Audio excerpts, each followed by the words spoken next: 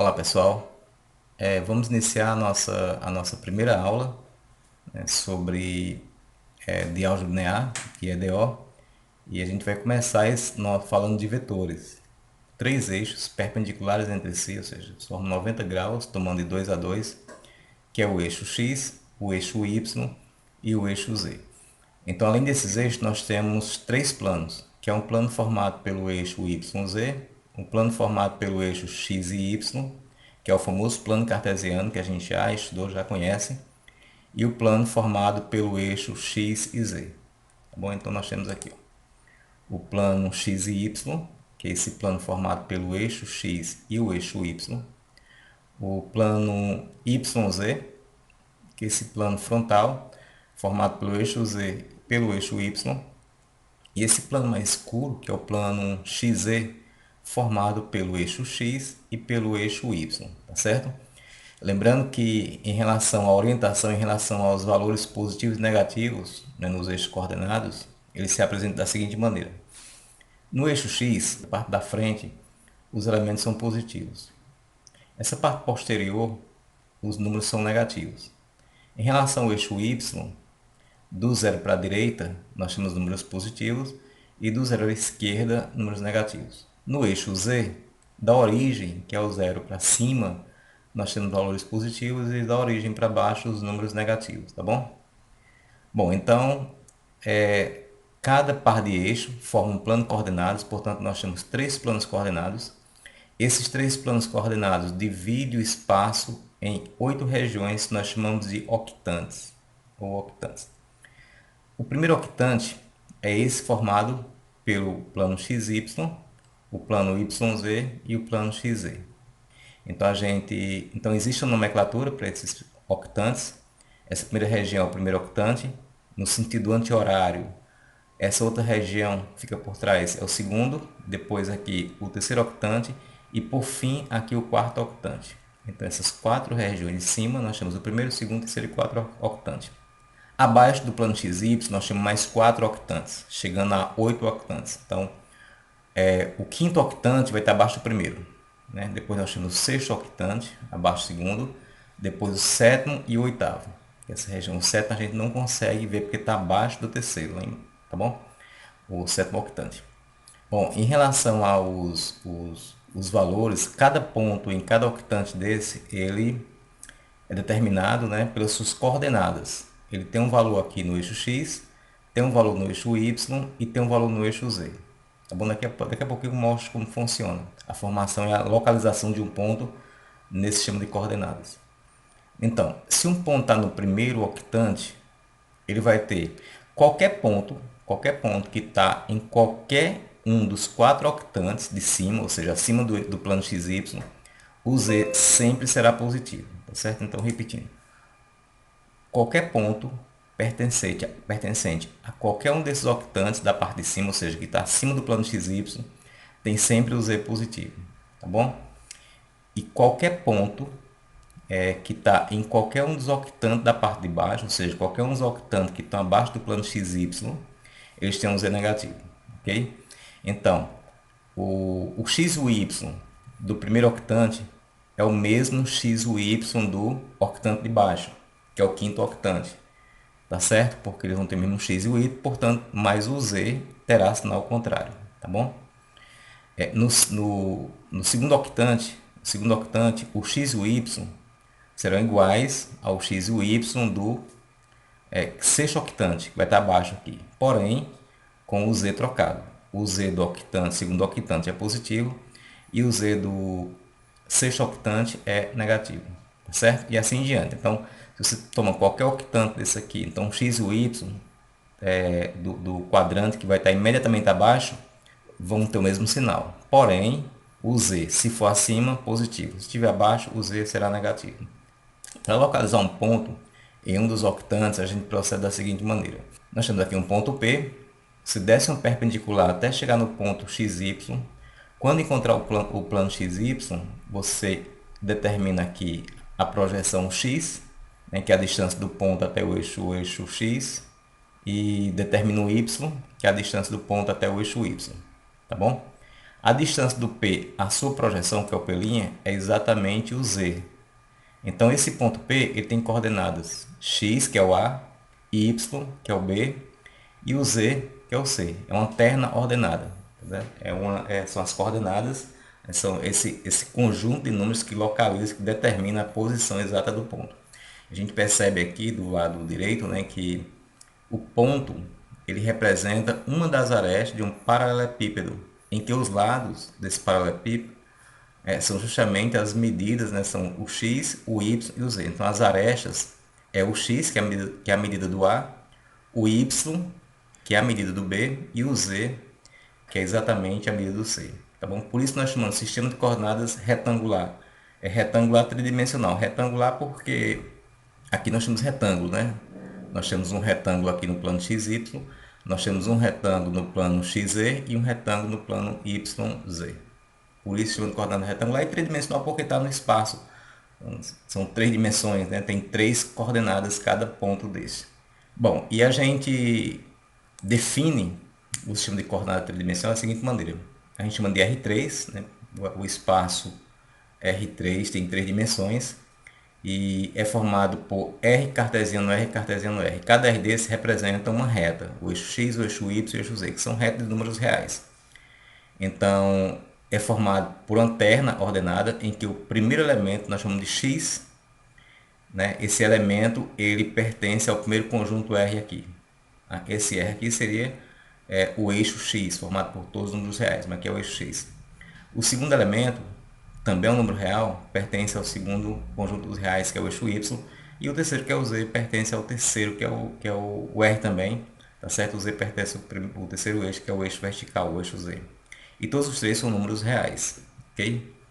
Bom, agora, em relação à localização dos pontos, vou voltar a falar sobre ela, é o seguinte, quando um ponto tem sua primeira coordenada, que é o x, 0, esse ponto não pertence a nenhum dos octantes.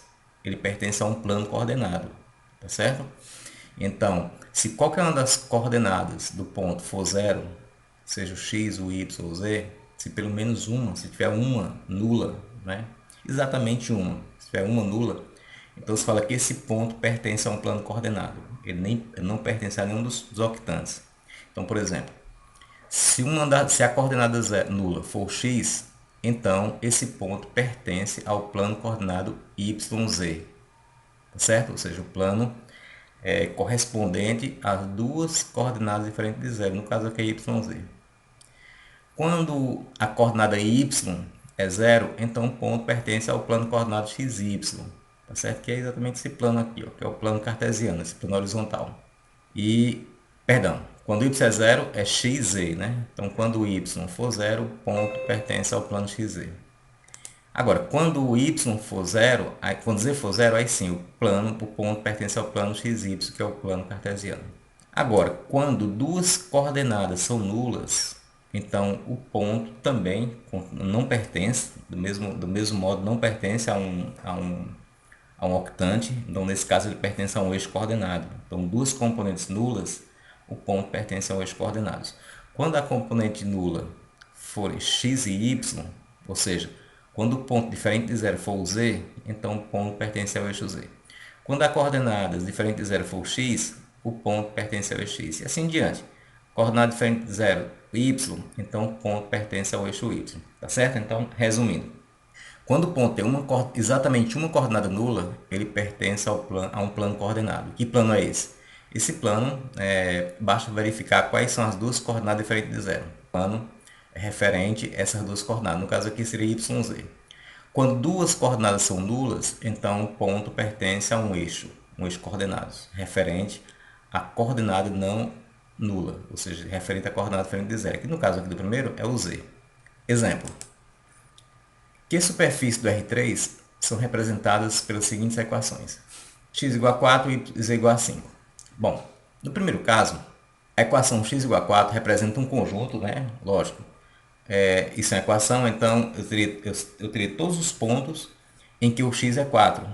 Aí tu pergunta, sim, mas o y e o z? Bom, y e z são quaisquer.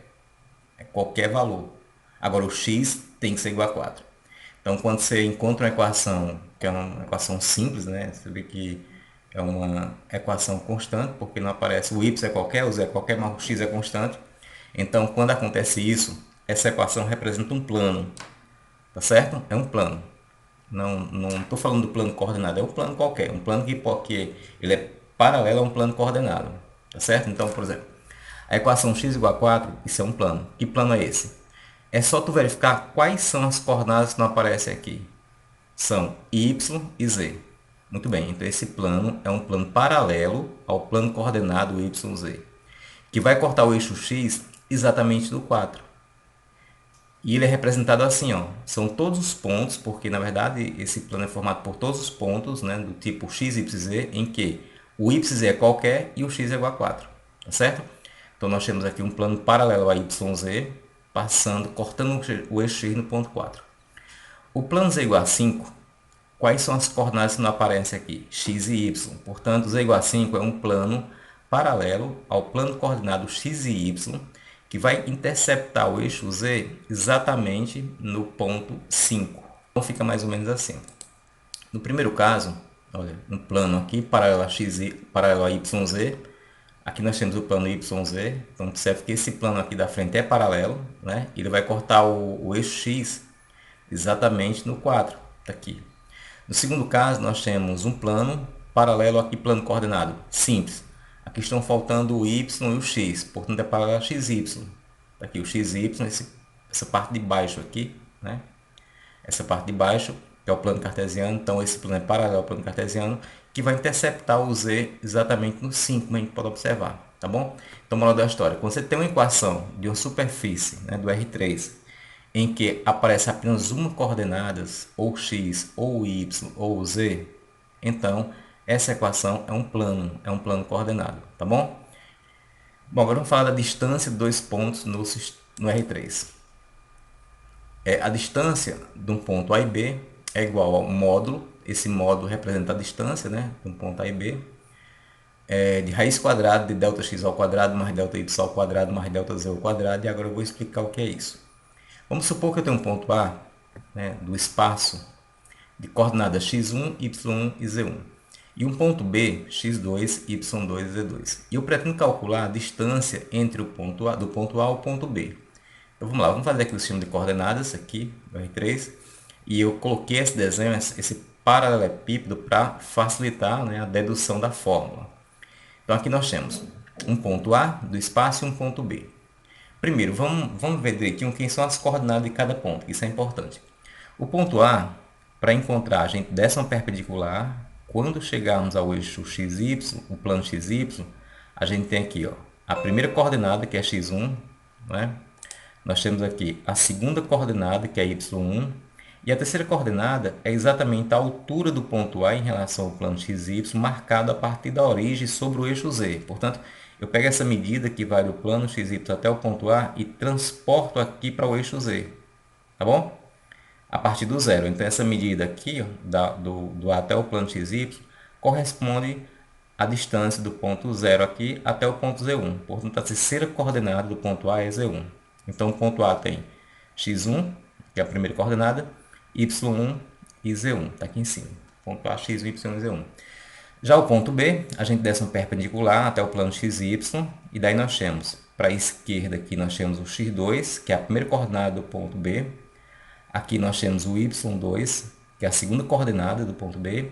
E a terceira é a altura do ponto B em relação ao plano xy, assim que nós temos como ponto A. Então, a distância do plano XY até o ponto B, você transporta aqui para o eixo Z, a partir da origem. Então, tu vai ver que essa medida, essa aqui para cá, é exatamente a altura aqui que se encontra o ponto Z2. Tá bom? Então, as coordenadas do ponto B são x2, y2 e z2. Muito bem, para encontrarmos a distância do ponto A até o ponto B, a gente faz o seguinte.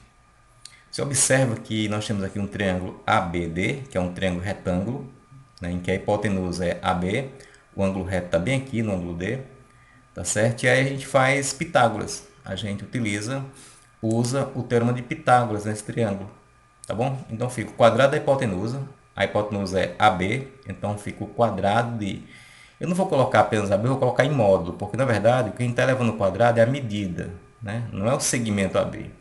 O que a gente leva ao quadrado é a medida do segmento AB. Portanto, a medida a gente representa assim, ó, módulo de AB. Então fica o módulo de AB ao quadrado, que é o quadrado da hipotenusa, isso é igual à soma dos quadrados dos catetos. Então nós temos aqui o cateto AD, né? Então fica módulo de AD ao quadrado, mais o outro cateto é BD. Então BD em módulo ao quadrado. Muito bem. Agora, temos outro triângulo, né, esse triângulo aqui, paralelo ao plano XY, que está na horizontal. Tá vendo? Olha só, o triângulo ACD, que também é retângulo. Ele é retângulo em C. Então, novamente, a gente vai usar o teorema de Pitágoras, tá bom? Então, no triângulo ACD, cuja hipotenusa é AD, então nós temos módulo de AD ao quadrado, aqui, ó, é igual o módulo de AC ao quadrado mais o módulo de CD ao quadrado. Tá aqui. Bom, aqui a gente aplicou no triângulo ABD e encontramos essa relação de cima, tá bom? E depois aplicamos o teorema de Pitágoras também no triângulo ACD e encontramos a relação de baixo. E a gente observa que nessas duas equações tem um elemento comum, que é o AD. O AD aparece tanto na equação de cima como na de baixo. Então o que eu vou fazer? Eu vou eliminar o AD. Eu vou pegar o AD que está embaixo e vou substituir na de cima. E com isso desaparece, tá bom?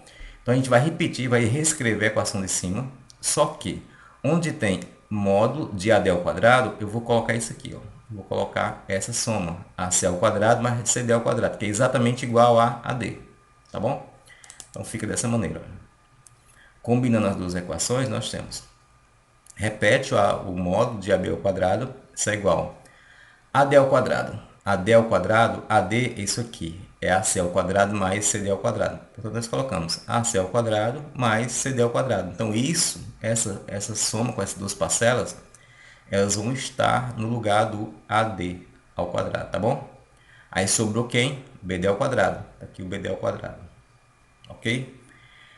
Bom, a gente observa que o AC, eu não tinha comentado aqui, mas olha, o módulo de AC representa a distância do ponto A ao ponto C. Se a gente olhar no desenho, AC, olha, AC representa essa aresta do paralelepípedo, não é? Que é um dos catetos do triângulo. Essa medida AC equivale a esse lado do retângulo, esse retângulo que está no plano XY. E essa medida, essa aresta do retângulo, equivale à distância do ponto x1 ao ponto x2. E para encontrar a distância do ponto x1 ao ponto x2, né, ou seja, essa medida, você pega x2 menos x1, tá bom? Por exemplo, se aqui fosse um 10, se o x2 fosse um 10 e o x1 fosse um 2, então do x1 até o x2 seria a distância do 2 até o 10, que daria 8. 8 por quê? Porque a gente toma o 10 menos o 2, que dá 8, tá certo? Então, a gente representa a distância do ponto x1 ao ponto x2 como sendo x2 menos x1, tá certo? CD. CD, olha, CD está aqui.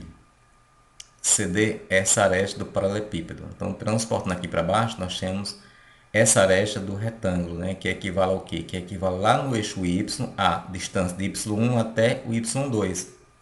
Então, essa medida vai ser y2 menos y1. Portanto, CD é y2, tá aqui, ó, menos y1. BD, que é essa altura, né, a distância do ponto D do vértice D ao vértice B, equivale à distância de Z1 a Z2. Ou seja, é Z2 menos Z1. Tá aqui, Z2 menos Z1, em módulo, tá bom? Bom, então a gente vem para cá agora, voltando para a nossa equação, a gente substitui. Olha, quem é o AC? O AC em módulo é módulo x2 menos x1. Então a gente substitui. Então fica x2 menos x1 em módulo elevado ao quadrado. CD. CD é módulo de y2 menos y1. Então aqui é módulo ao quadrado de CD, então fica y2 menos y1 ao quadrado. E do mesmo modo, BD é Z2 menos Z1 elevado ao quadrado. Nós temos aqui o BD é igual a módulo de Z2 menos Z1. E agora, tira o quadrado aqui do módulo de AB e põe a raiz quadrada do outro lado. Aí fica dessa maneira. Bom, para simplificar essa equação, vou chamar o x2 menos x1 de ΔX, por quê? Porque quando na prática, quando tu for calcular a distância dos pontos, tu tanto pode colocar x2 menos x1, como x1 menos o x2. Na verdade está em módulo, então isso não faz diferença, tá bom? e outra que vai levar esse aqui ao quadrado. Então, se der negativo, quando ficar ao quadrado, vai ficar positivo. Tá bom? Então, não vai fazer diferença nenhuma. Então, eu vou chamar x2 menos x1, eu vou chamar de delta x. Aqui, ó, delta x. y2 menos y1, vamos chamar de delta y. E z2 menos z1, vamos chamar de delta z. Tá bom? Então, vai ficar delta x ao quadrado, é isso? Mais delta y ao quadrado, mais delta z elevado ao quadrado, para facilitar a equação. Fica bem mais simples assim, porque você não vai se preocupar quando for aplicar, saber quem é x2, nem quer saber quem é x1. Você simplesmente vai pegar o 2x e fazer a diferença, que é o delta x. Você pode fazer x2 menos x1, como pode fazer x1 menos x2. Tá? Quando elevar ao quadrado, não vai fazer diferença alguma. Ok? Então essa é a forma que nos dá, né, que nos permite calcular a distância entre dois pontos no espaço. Vamos dar um exemplo? Vamos lá.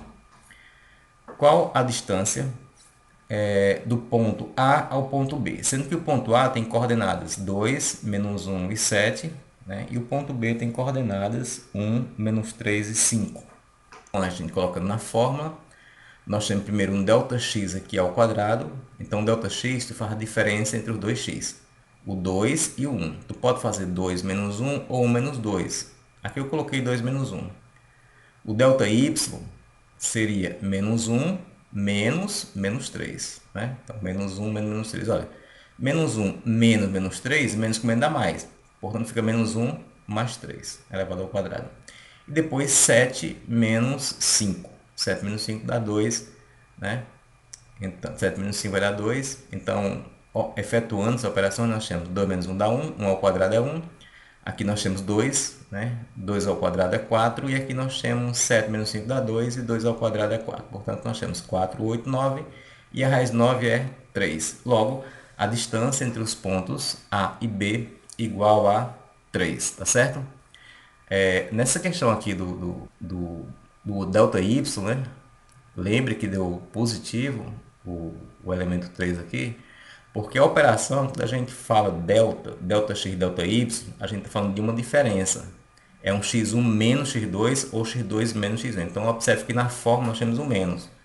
E aqui, como o 3 também era negativo, então menos com menos dá mais, tá bom?